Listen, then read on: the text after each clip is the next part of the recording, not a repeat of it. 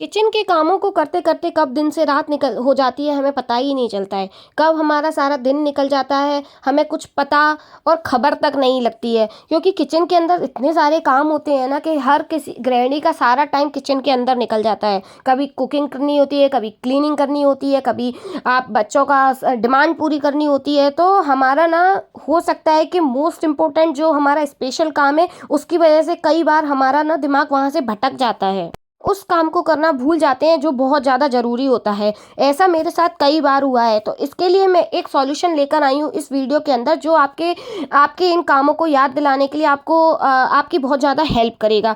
तो hello guys, नमस्ते। मैं एकता स्वागत करती हूँ अपने home and kitchen decor idea में, जहाँ हम बात करते हैं ऐसे ट्रिक्स एंड टिप्स की जो आपके काम को आसान तो बनाते हैं, इवन आपके घर को नीट एंड क्लीन रखने में आपकी बहुत ज़्यादा मदद करते हैं।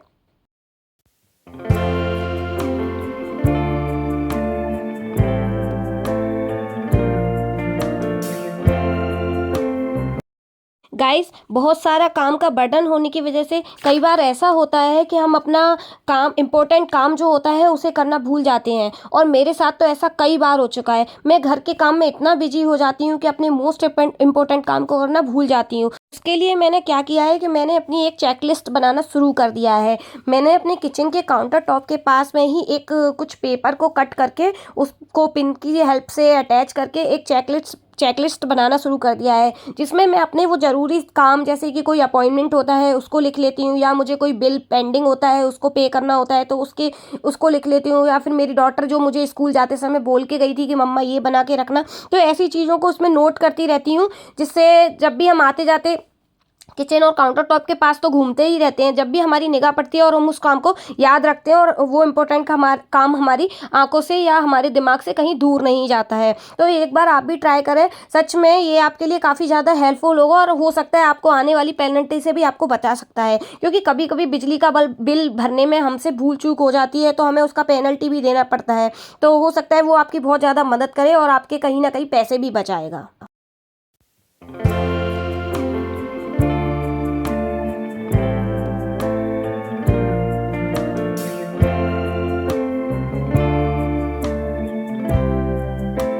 बहुत सारे काम ऐसे होते हैं जो हमारे मंथली करना होता है, तो जैसे कि ग्रॉसरी का सामान, कुछ ग्रॉसरी ऐसी होती है जो हम हर मंथली लाते हैं, तो हमारे घर में हमें ना ग्रॉसरी को रिफ़िल भी करना पड़ता है, और देखना रहता है कि कौन सी कंटेनर खाली हो गए हैं, कौन से कंटेनर भरे हुए हैं, या कौन से में आधा भरा हुआ है, या पिछले मंथ का बचा हुआ कोई पैकेट है जो हमें रिफ़िल करना होता है। ये सारी चीज़ों को भी हमें याद में रखना होता है।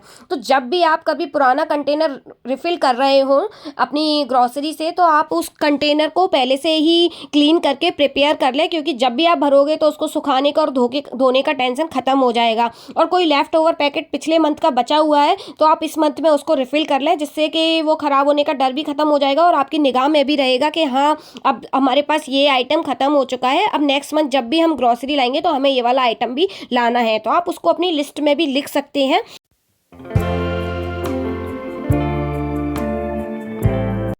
हमारे ग्रॉसरी स्टोर करने में कुछ डिब्बे ऐसे होते हैं जो ट्रांसपेरेंट नहीं होते हैं, और उनको हम ना कोई भी रैंडम डिब्बों के अंदर अपना सामान स्टोर कर लेते हैं। बट प्रॉब्लम क्या होती है कि ऐसे कई सारे डिब्बे होने की वजह से हम अपना बार बार खोल के देखते रहते हैं कि इसके अंदर क्या रखा है। इसकी वजह से हमारा टाइम ना काफ़ी सारा बर्बाद हो जाता है।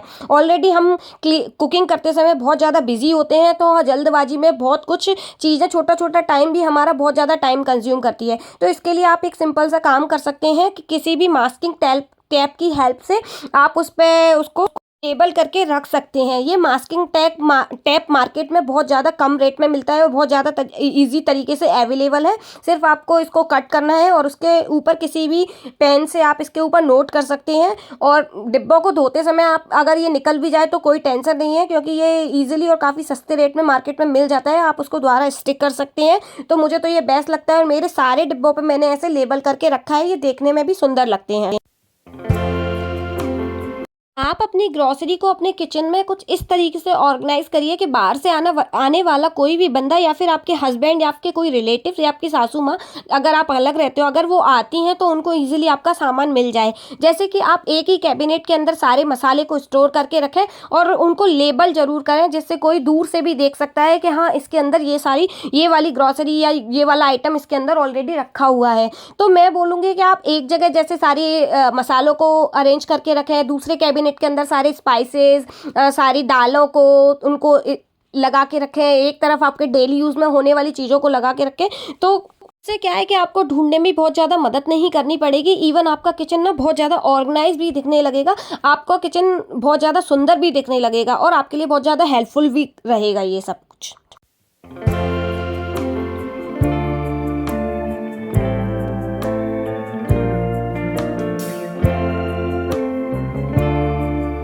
आप अपनी किचन में कुछ ऐसे टूल को ज़रूर ऐड कीजिए जो कि आपके काम को ईज़िली और आसान और कम समय लें, ऐसा कर सकें। क्योंकि हमें इतनी ज़्यादा जल्दबाजी होती है, मॉर्निंग के समय में टिफ़िन रेडी करने होते हैं, सुबह का समय होता है, हो सकता है हम भी वर्किंग हो सकते हैं तो हम भी बाहर जाते हैं, हस्बैंड भी बाहर जाते हैं, बच्चा भी बाहर जा रहा है, तो उसके चक्कर में इतनी जल्दबाजी होती है कि छोटा छोटा काम भी हमें बहुत ज़्यादा बड़ा लगने लगता है और हमारा टाइम बहुत ज़्यादा ले लेता है।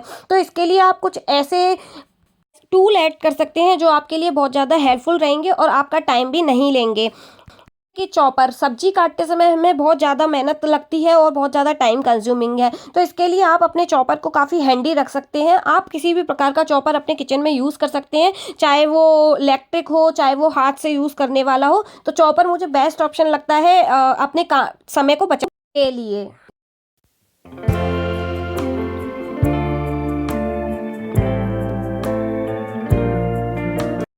काम ऐसे होते हैं जिन्हें हम वंस इन अ मंथ करें तो भी चलेगा, पर वो वंस इन अ मंथ हमें एक बार करना ज़रूरी है, क्योंकि अगर नहीं करेंगे ना तो वो भी काफ़ी गंदे हो जाते हैं और हाइजीन लेवल पर वो मेंटेन नहीं रहते हैं। जैसे टूथब्रश होल्डर, ये क्या है, इसमें इसमें काफ़ी सारे टूथब्रश हम रख देते हैं, पर ये इतना गंदा हो जाता है ना कि इसको महीने में एक बार क्लीन करना बहुत ज़्यादा ज़रूरी है। देखो, ये बहुत ज़्यादा टाइम तो नहीं लेता क्लीनिंग के लिए, पर आपका हाइजीन भी आपका कर रहा है, तो क्यों ना ही हम ये करें क्लीनिंग। तो इसलिए आप मंथ में एक बार अपने टूथब्रश होल्डर को ज़रूर चेक कर लें, अगर वो गंदा हो गया है तो उसी समय पे क्लीन ज़रूर करें।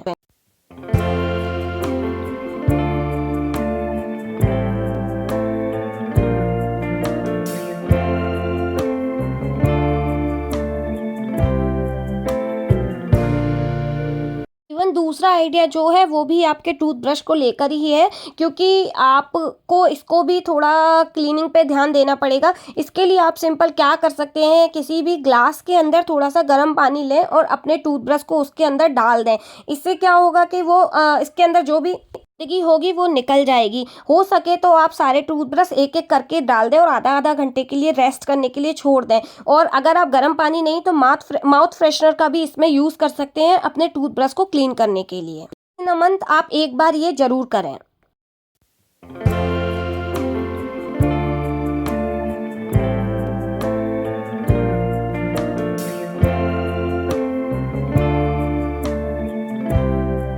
गाइज, आज के लिए इतना ही। अगर वीडियो अच्छा लगा हो तो लाइक एंड सब्सक्राइब करना बिल्कुल ना भूलना, और मेरे चैनल पर पहली बार आया हो तो बेल आइकन और सब्सक्राइब का बटन जरूर दबा देना। Thank you so much for watching. Thank you so much. Bye bye. Take care.